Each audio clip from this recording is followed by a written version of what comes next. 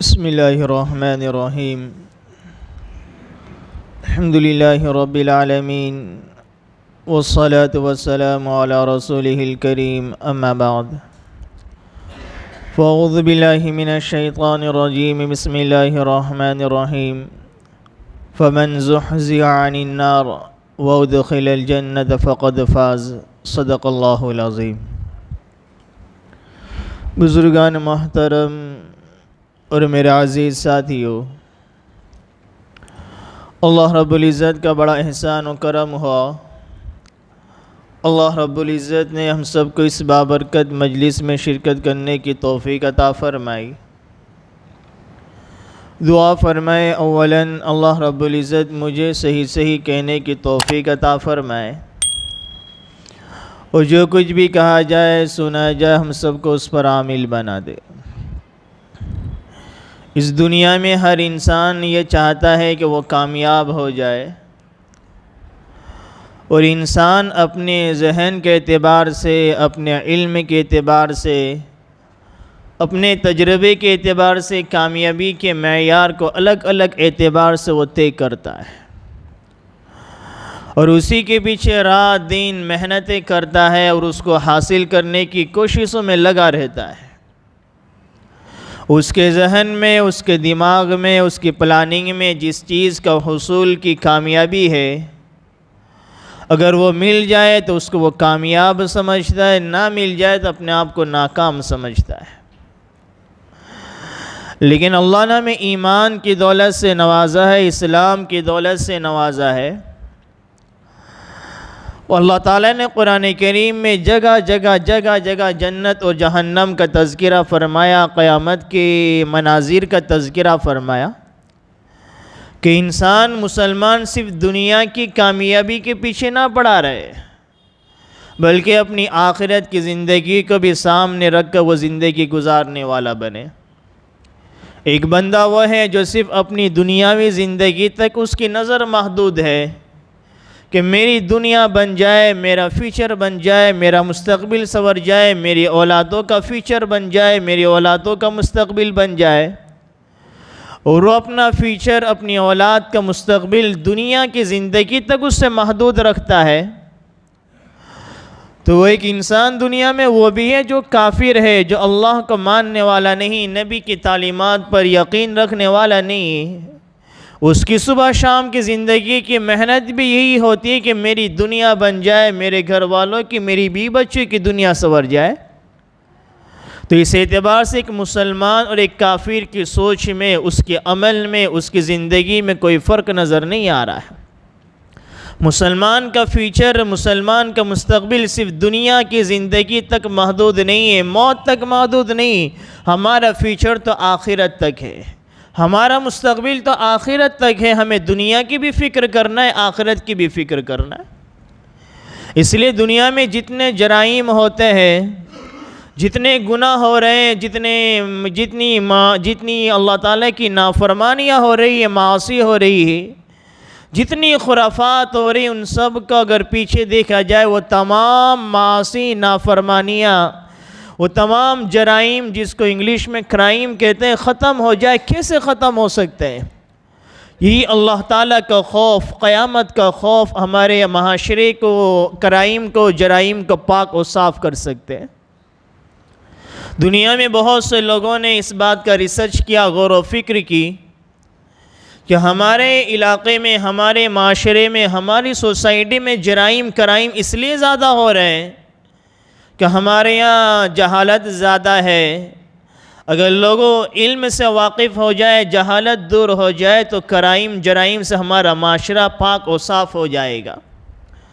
اگر ہم دنیا میں نظر دوڑاتے ہیں تو ہمارے اس دنیا میں ایسے ممالک بھی ہیں جہاں تمام بڑا چھوٹا، مرد عورت ہر ایک علم والا ہے، ڈگریوں والا ہے، جہالت کا نام و نشان نہیں ہے، پھر بھی وہاں بھی کرائم کی دنیا بہت عروج پر پہنچی ہوئی ہے۔ ان کے یہاں بھی کرائم، جرائم، گناہ دن رات بڑھتے چلے جا رہے ہیں۔ پتہ چلا ہمارے معاشرے سے جرائم کو، کرائم کو ختم کرنے کا یہ جہالت سبب نہیں، کچھ اور ہے۔ کچھ لوگوں نے کہا کہ بھئی غربت ہے، اگر زندگیوں میں غربت نہ ہو، انسان غربت کے مارے جرائم کا کرائم کا انسان ارتکاب کرتا ہے۔ اگر مال و دولت کی فراوانی ہے، زندگی گزارنے کا اچھی طریقے معیشت کے اسباب ہے، غربت ختم ہو جائے تو معاشرے سے کرائم جرائم بھی صاف ستھرے ہو جائے۔ تو اگر ہم دیکھا جائے دنیا میں ایسے ممالک بھی ہیں جہاں دنیا مال و دولت کی ریل پیل ہے، یا غریب ڈھونڈنے سے بھی نظر نہیں آتا، ہر ایک مال و دولت میں زندگی گزار رہا ہے، لیکن وہاں بھی دیکھا جائے وہاں بھی جرائم کرائم دن بدن کثرت سے بڑھتے چلے جا رہے ہیں۔ تو کوئی اور سبب ہے جو ہمارے معاشرے کے کرائم کو جرائم کو پاک و صاف کر سکتا ہے، اور وہ سبب قیامت کا خوف ہے، قیامت کی فکر ہے۔ جس بندے کے دل میں قیامت کا خوف پیدا ہو جائے، قیامت کی فکر پیدا ہو جائے کہ مجھے میرے رب کے سامنے کھڑا ہونا ہے، مجھے میرے اللہ کے سامنے کھڑا ہونا ہے، جہاں اولین آخرین کے اجتماع ہوگا، آدم علیہ السلام سے لے کر قیامت تک آنے والا ہر انسان اس دنیا میں اس قیامت میں موجود ہوگا، مرد بھی ہے، عورتیں بھی ہیں، ماں باپ بھی ہیں، بیوی بچے بھی ہیں، گھر والے بھی ہیں، رشتہ دار بھی ہیں، پوری اولین آخرین کے اجتماع ہے۔ وہاں مجھے میرے رب کے سامنے کھڑا ہونا ہے، مجھ سے سوال کیا جائے گا ہم نے جوانی دی تھی کہاں گزاری؟ ہم نے جوانی دی تھی، طاقت دی تھی، قوت دی تھی، صحت دی تھی، تندرستی دی تھی، تاکہ تیری تندرستی میری عبادت پر لگے، تیری طاقتیں میری بندگی پر لگے، تیری جوانی میری بندگی پر گزارے، لیکن تو نے اپنی جوانی کو کہاں گزارا؟ اپنے شباب کو کس طرح سے گزارا؟ اپنی صحت کو کہاں لگایا؟ اپنی تندرستی کو کس کام میں تو نے صرف کیا؟ اپنی جوانی کا حساب و کتاب دے۔ جوانی کا حساب ہوگا، زندگی کا حساب و کتاب ہوگا۔ اللہ نے قرآن کریم میں فرمایا اليوم نختم على افواہہم وتکلمنا ایدیہم، دنیا میں انسان کی زبان بولتی ہے، جو دل میں آیا انسان اپنی زبان سے لوگوں کے سامنے اس کا اظہار کر دیتا ہے۔ اللہ تعالیٰ قیامت میں فرمائیں گے دنیا میں زبان بہت چلتی تھی، جو من میں آیا وہ بول دیتے تھے، کبھی اس بات کی بھی پرواہ نہیں کی سامنے میرا باپ ہے، میری ماں ہے، سامنے مسلمان ہے، ایک عالم دین ہے، ایک بڑا علم والا ہے، ایک بڑا دیندار ہے، متقی ہے، پرہیزگار ہے، اللہ والا ہے، جو دل میں آیا بولتے چلے گئے۔ اليوم نختم على افواہہم، آج تمہاری زبانوں پر مہر کو لگا دیا جائے گا، آج تمہاری زبانیں گنگ ہو جائے گی، تمہاری زبانوں سے باتیں نہیں نکلے گی۔ وتکلمنا ایدیہم وتشہد ارجلہم، تمہارے ہاتھ میرے سامنے بولیں گے ہم نے فلاں وقت میں ان ہاتھوں سے چوری کی تھی،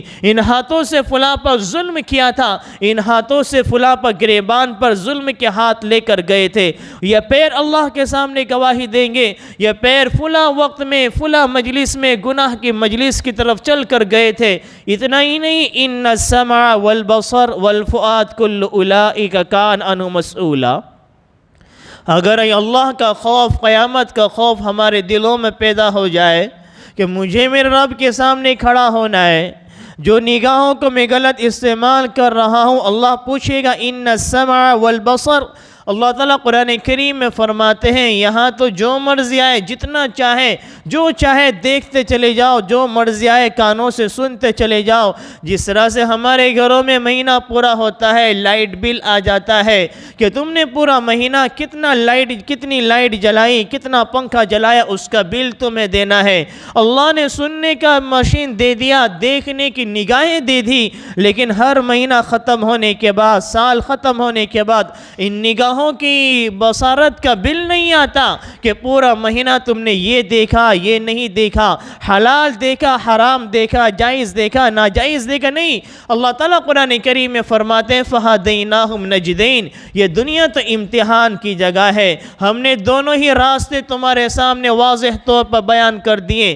اما السبیل شاکرا و اما کفورا، یہ میری اطاعت کا راستہ ہے، یہ میرے شیطان کا راستہ ہے، یہ میرے بندے کا راستہ ہے، یہ میرے نبی کے بتایا ہوا راستہ ہے، اور یہ تمہارے دشمن شیطان شیطان کا بتایا ہوا راستہ ہے۔ اما سبیل الشاکرہ و اما کفورہ، یہ جنت والا راستہ، یہ جہنم والا راستہ ہے، یہ توحید والا راستہ ہے، یہ شرک والا راستہ ہے، یہ اسلام والا راستہ ہے، یہ کفر والا راستہ ہے۔ دونوں ہی راستے واضح طور پر ہم نے تمہارے سامنے بیان کر دیے۔ اما السبیل الشاکرہ و اما کفورہ، فیصلہ تمہارے ہاتھ میں ہے۔ تمہیں شکر گزار بن کے ایک زندگی گزارنا ہے، تمہیں اللہ کا بن کر زندگی گزارنا ہے یا اللہ کا باغی بن کر زندگی گزارنا ہے۔ جنت والا راستہ بھی تمہارے سامنے، جہنم والا راستہ بھی تمہارے سامنے، اب فیصلہ تمہیں کرنا ہے، مجھے جہنم کی راہ پر چلنا ہے یا جہنم کی راہ پر چلنا ہے۔ یہ تو شیطان کا بہت بڑا دھوکہ ہم پر لگا ہوا ہے کہ نمازیں چھوڑتے چلے جا رہے ہیں، نگاہوں کو غلط استعمال کرتے چلے جا رہے ہیں، کانوں کو غلط استعمال کرتے چلے جا رہے ہیں، دن رات گناہ کے دلدلوں میں پھنستے چلے جا رہے ہیں، پھر بھی بڑی امید کہ اللہ تعالیٰ تو معاف کر دے گا، جنت میں ہم ہی تو جائیں گے، جنت میں ہم نہیں جائیں گے تو اور کون جائے گا؟ اللہ نے جنت میں جانے کا راستہ بتا دیا کہ اللہ کی اطاعت کرو گے، فرما بردار بنو گے تو جنت میں جاؤ گے۔ جہاں آخرت کی بات آتی ہے، جنت کی بات آتی ہے، تو ہمارا توکل کیسا ہوتا ہے؟ ہم کوئی بھی سبب عمل کا اختیار نہیں کرتے اور ڈائریکٹ اللہ کی ذات پر بھروسہ، اللہ مجھے جنت دے دے گا۔ لیکن جہاں دنیا کی بات آتی ہے تو انسان صبح اٹھ کر کاروبار کی طرف جاتا ہے، انسان صبح اٹھ کر دکان پر جاتا ہے، کاروبار کرتا ہے، پھر اللہ کی ذات پر متوجہ ہوتا ہے، اللہ میں نے دکان کھول دی، میں بازار میں چلا آیا، میں کاروبار کے لیے نکل آیا، نفع بھی تیرے ہاتھ میں ہے، نقصان بھی تیرے ہاتھ میں ہے، میں سبب کے طور پر روزی کو اختیار کر رہا ہوں، اللہ تو میرے رزق میں برکت دے دے، نفع والی تجارت کے فیصلے فرما دے۔ یہاں دنیا کے معاملے میں پہلے سبب اختیار کیا جا رہا ہے، یہاں پر ایسا نہیں ہے کہ گھر ہی میں بیٹھا ہوا ہے، اللہ سے دعائیں کر رہا ہے، اللہ رزق دے دے، رزق دے دے، خوب مال و دولت دے دے۔ کوئی انسان آپ کو ایسا نہیں ملے گا، بازار جائیں گے، دکان جائیں گے، کاروبار جائیں گے، پھر اللہ تعالیٰ سے دعا بھی کر رہے ہیں۔ جہاں دنیا کی بات آئی، مال و دولت کی بات آئی، رزق کی بات آ رہی ہے، سبب اختیار کر رہے ہیں، پھر اللہ کی طرف متوجہ ہو رہے ہیں۔ اور جہاں قیامت کا تذکرہ آیا، جنت و جہنم کی بات آئی، ہمارا سبب کوئی نہیں، ہمارے اعمال کچھ بھی نہیں، اور اللہ کی ذات پر بھروسہ، اللہ مجھے جنت میں بھیج دے گا، شیطان کا بہت بڑا دھوکہ ہے۔ ہمارے دلوں میں قیامت کا خوف پیدا ہونا چاہیے۔ ایک بزرگ سے ایک بادشاہ نے سوال کیا، بڑا اچھا سوال کیا کہ بھئی کیا بات ہے کہ بھئی ہم مسلمان ہیں، مومن ہیں، ایمان والے ہیں، پھر بھی ہم موت سے بہت گھبراتے ہیں، حالانکہ ہمارے نبی نے تو فرمایا کہ موت تو مومن کا تحفہ ہے، مومن کے لیے تحفہ ہے۔ موت اللہ تعالیٰ کی طرف سے ایک ایسی نعمت ہے، اگر موت واقع نہ ہو تو بندہ اپنے رب سے ملاقات نہیں کر سکتا، بندہ جنت میں نہیں جا سکتا، اور موت ہی نہ ہوتی تو جس گھر میں ہم رہ رہے ہمیں اس گھر میں رہنے کی جگہ بھی میسر نہ ہوتی۔ ہمارے دادا پر دادا، ان کے باپ دادا سبھی زندہ ہوتے تو اس گھر میں رہتے کہاں جس گھر میں ہم لوگ رہ رہے؟ وہ دادا پر دادا آہستہ آہستہ چلے گئے تو گھر میں جگہ بھی خالی ہوتی گئی۔ تو یہ موت اللہ کی طرف سے مومن کے لیے تو تحفہ ہے، لیکن اسی لیے ہمارے نبی نے فرمایا کہ دنیا مومن کے لیے یہ قید خانہ ہے اور کافروں کے لیے جنت ہے، مسلمان کے لیے جنت نہیں ہے۔ لیکن ہم مسلمانوں نے بھی دنیا کو جنت بنانے کی فکر میں لگے ہوئے ہیں، ہمارے اعمال بھی پوری دنیا کی طرف لگے ہوئے ہیں کہ میرا ایسا بنگلہ بن جائے، ایسا مکان بن جائے، ایسا گھر بن جائے کہ پورے معاشرے میں، سوسائٹی میں میرے بنگلے جیسا کسی کا بنگلہ نہ ہو، میرا ایسا گھر بن جائے۔ اسی کے پیچھے رات دن محنتیں کی جا رہی ہے، اور کبھی اس کی محنت نہیں کی جا رہی کہ میری آخرت میں جب بنگلہ تیار ہو جائے، میری آخرت میں جنت کا میں مستحق بن جاؤں۔ ایک بزرگ نے بڑے اچھے سے اس کی مثال دیتے ہیں کہ ایک پرندہ ہے جو پنجرے میں قید ہے اور اس کے چاروں طرف باغیچہ ہے، وہ اپنی نظروں سے دیکھ رہا ہے کہ ہرا بھرا باغیچہ ہے، پرندے آ رہے ہیں، اڑ رہے ہیں، جا رہے ہیں آزادی سے۔ جو پرندہ جہاں چاہتا ہے اس شاخ پر، اس ڈالی پر بیٹھ جاتا ہے، وہ جب چاہتا ہے اپنی مرضی سے اڑ جاتا ہے۔ آزادانہ پرندے آ رہے ہیں، جانور آ رہے ہیں، جا رہے ہیں، اور یہ پرندہ ہرا بھرا نظر اپنے چاروں طرف دیکھ رہا ہے، دوسرے پرندوں کو آزادانہ زندگی کے ساتھ دیکھ رہا ہے۔ اور یہ ایک پرندہ جو اپنے پنجرے میں قید ہے، وہ یہ سمجھتا ہے کاش یہ پنجرہ ٹوٹ جاتا، اس دروازہ کھل جاتا تاکہ میں بھی اس پنجرے سے آزاد ہو جاؤں، اور میں بھی اس باغیچے میں جو مرضی میں آئے وہاں جا سکتا ہوں، جس ڈیلی پر، جس ٹہنی پر، جس شاخ پر میری مرضی آئے میں جا کر بیٹھ جاؤں اور وہاں سے اڑ جاؤں۔ ایک پرندہ تو وہ ہے، اور ایک پرندہ وہ ہے جو پنجرے میں قید ہے، اور اس پنجرے کے چاروں اطراف میں بلی ہے، کتا ہے،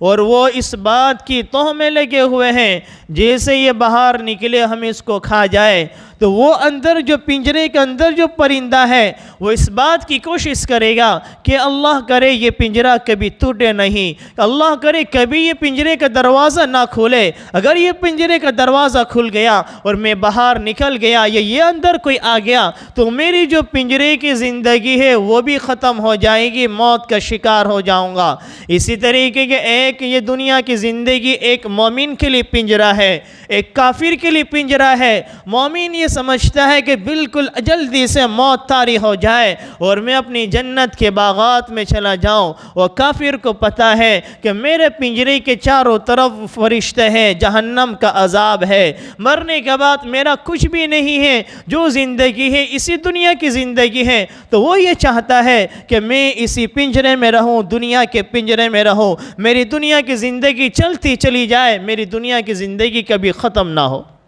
اور اب ہم یہ بھی سوچیں کہ ہمارے دلوں میں کس طرح کی خواہش ہوتی ہے، کیا اس پنجرے سے باہر نکلنے کی ہمارے دلوں میں آرزویں ہیں، کیا اس پنجرے سے باہر جانے کی ہمارے دلوں میں خواہشات ہیں؟ اگر ہم بھی اس پنجرے سے باہر نکلنے سے ڈرتے ہیں تو ہمیں یہ سمجھنا چاہیے کہ ہمارا پنجرہ بھی، اس پنجرے میں ہماری روح قید ہے جس کے چاروں طرف کتے، بلی، شیر وغیرہ جانور پھر رہے ہیں جو ہمارے جسم کو نوچ کے ختم کر دیں گے۔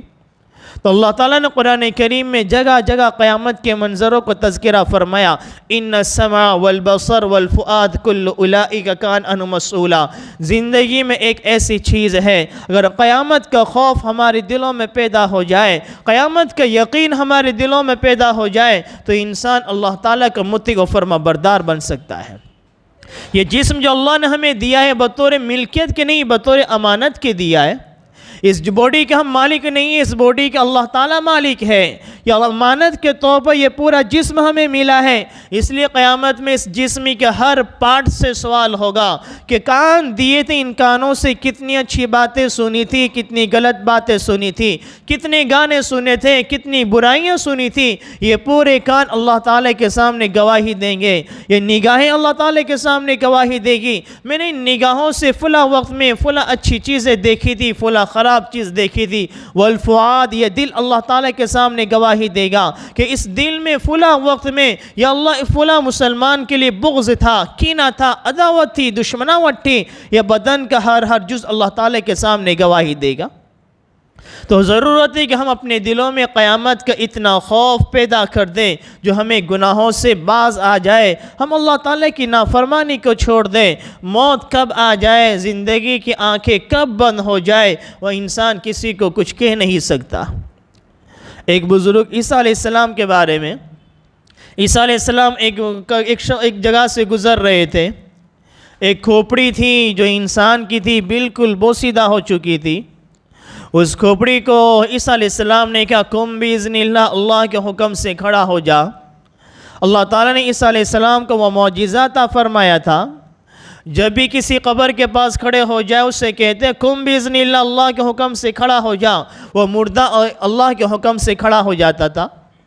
ایک کھوپڑی تھی، اسے کہا قم باذن اللہ، اللہ کے حکم سے کھڑا ہو جا، وہ کھڑا ہو گیا انسانی شکل میں۔ اسے کہا تو کون ہے؟ تیرا پورا جسم بکھرا پڑا ہوا ہے، تیرا جسم کہاں، ہاتھ کہاں، پیر کہاں، تیری کھوپڑی کہاں؟ اس نے کہا میں اپنے وقت کا بادشاہ تھا، اللہ نے بہت دولت دی تھی، بڑی شہرت تھی، آگے پیچھے نوکر چاکر تھے، خدام تھے، ہر طرف میری ہی نام چلتا تھا، میرا حکم چلتا تھا، میرا تخت تھا، میں شاہی، میری حکومت تھی، میرا حکم کو پورے ملک میں نافذ کیا جاتا تھا، مال و دولت کی ریل پیل تھی، دنیا کی ہر نعمت میرے پاس موجود تھی، میں دنیاوی زندگی میں بڑا مصروف تھا، بڑا مشغول تھا، کبھی موت کا خیال نہیں آیا، کبھی قبر کا تذکرہ نہیں آیا، کبھی قیامت کا منظر میری نگاہوں کے سامنے نہیں آیا، کبھی جہنم کے ہولناکیوں کو میں نے یاد نہیں کیا، کبھی جنتوں کے نظارے اپنے دل و دماغ میں یاد نہیں کیے کہ اچانک ایک فرشتہ، ایک شخص میرے سامنے نمودار ہوا اور اس نے مجھے اتنا بھی وقت نہیں دیا۔ جب وہ شخص میرے سامنے آیا، اس کے چہرے کو دیکھ کر میرے ہوش و حواس اڑ گئے، میرا پورا بدن ڈھیلا ہو گیا اور اس نے میری روح کو میرے جسم سے نکال لیا اور مجھے اتنا وقت بھی نہ ملا کہ میں اپنی آخرت کے لیے کچھ تیاری کر لوں۔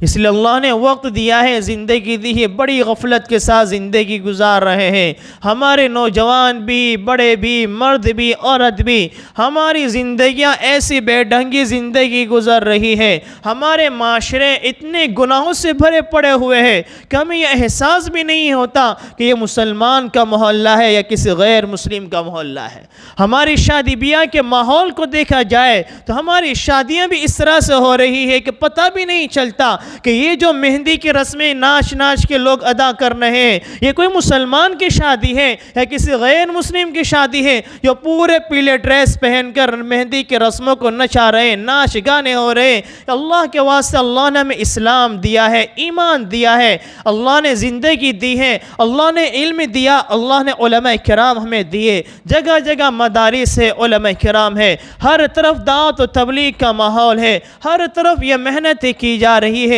کہ ہماری زندگیاں اسلام پر آ جائے، ہماری زندگیاں ایمان پر آ جائے، ہماری زندگیوں میں قیامت کا خوف آ جائے، پھر بھی ہم اپنی منچاہی زندگی گزارتے رہے، اپنی رب کو بھول کر زندگی گزارتے رہے تو دنیا میں خواہشات کی تکمیل تو ہو جائے گی لیکن اپنی آخرت کی زندگی کو ہم بنا نہیں سکتے۔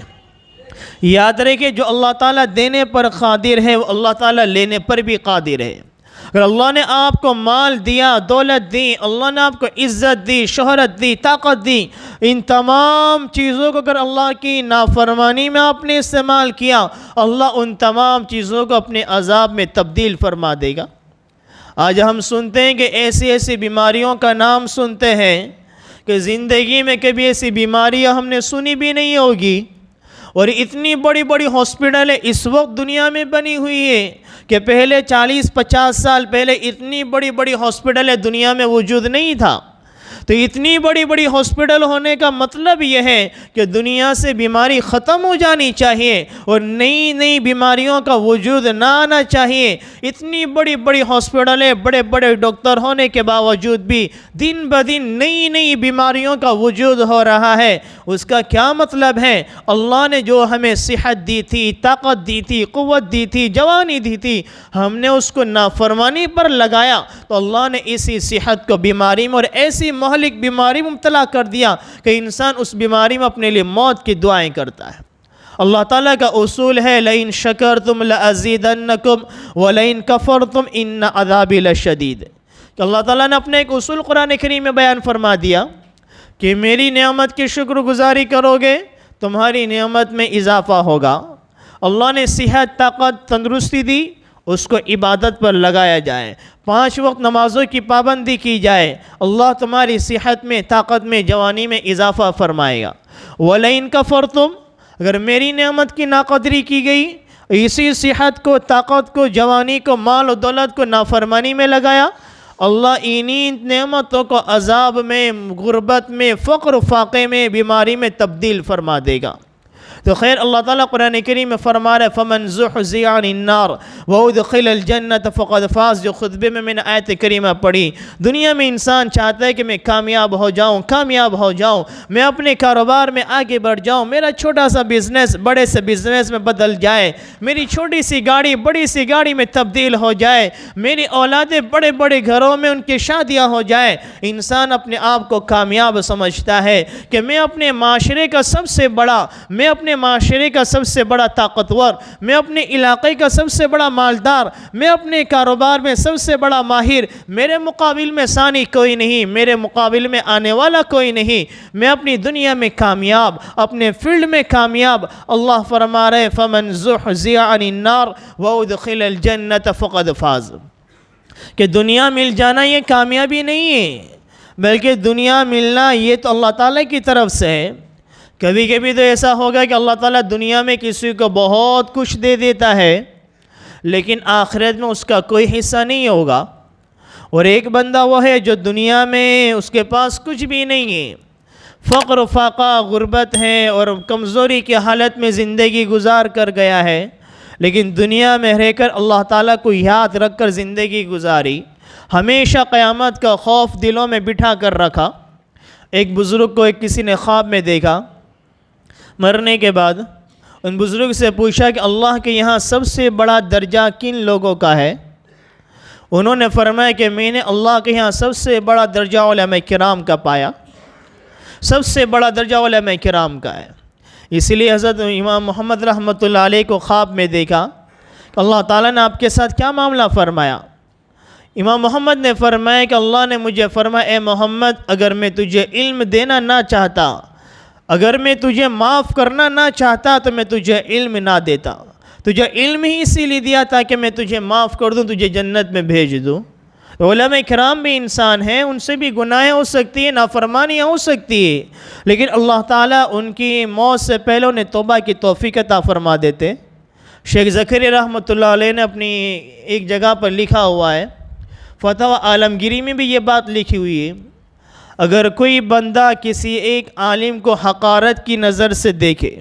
فتح عالمگیری فتوی کی بہت بڑی کتاب ہے، اس میں یہ مسئلہ لکھا ہوا ہے، خود میں نے پڑھا ہے اس میں،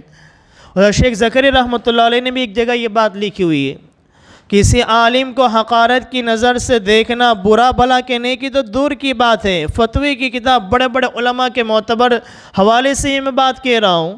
کسی عالم کو حقارت کی نظر سے دیکھنا، خوف ہے کہ جب مرے گا تو یہ کلمہ اس کی زبان پر جاری نہ ہوگا، اور مرے گا تو اللہ کفر کی حالت میں موت واقع کرے گا۔ اللہ قیامت میں العلماء ورثۃ الانبیاء، اللہ نے علماء کو انبیاء کا وارث بنایا ہے، قیامت میں بھی امت کو انبیاء علماء کا محتاج بنائے گا، تو علماء کرام کی عزت کی جائے، ان کا ادب احترام کیا جائے۔ بزرگ نے فرمایا کہ سب سے بڑا درجہ علماء کرام کا ہے، پھر فرمایا اس کے بعد ان لوگوں کا ہے جو دنیا میں ہمیشہ اس بات کی فکر میں لگے رہتے ہیں کہ قیامت میں میرا کیا ہوگا، قیامت میں میرا کیا ہوگا، میں قیامت کی ہولناکی سے بچ جاؤں، میں قیامت کے دن کی رسوائی سے بچ جاؤں، دنیا میں ہمیشہ اس بات کو فکر کرتے رہتے ہیں، ایسے لوگوں کا درجہ دوسرے نمبر پر ہوگا۔ تو اللہ تعالیٰ نے دنیا میں ہمیں دیا، قرآن کریم میں جگہ جگہ قیامت کے تذکرہ فرمایا، تو ہمیں قیامت کے منظر کو سامنے رکھ کر زندگی گزارنا چاہیے۔ جب بھی کوئی گناہ کا موقع سامنے آ جائے، فوراً دل میں یہ بات پیدا کر لیں، مجھے میرے رب کے سامنے کھڑا ہونا ہے، جہاں اولین آخرین کے اجتماع ہوگا، اللہ مجھ سے اس سوال کے بارے میں پوچھ لے گا، اس گناہ کے بارے میں پوچھے گا، میں کیا جواب دوں گا؟ اگر یہ بات ہمارے قلوب میں اتر جائے تو انسان نافرمانی سے بچ جائے گا، گناہ سے بچ جائے گا، اور اپنی آخرت کی زندگی کو سنوار لے گا۔ اللہ تعالی ہم سب کو عمل کرنے کی توفیق عطا فرمائے، آمین۔ وما علینا الا البلاغ۔